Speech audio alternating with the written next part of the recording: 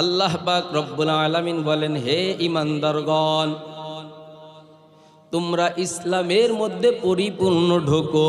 ইসলামের মধ্যে কিভাবে ঢোকো? পরিপূর্ণ, জোরে বলেন, কিভাবে ঢুকতে বলেছেন? জোরে কোন?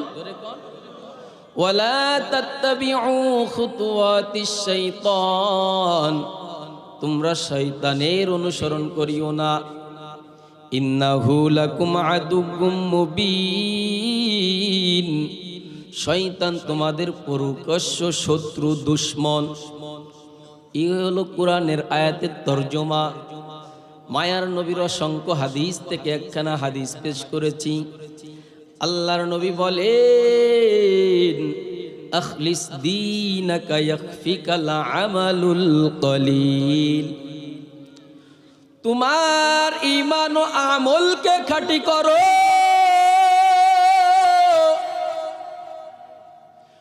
অল্প আমলি নাজাতের জন্য যথেষ্ট হইবে।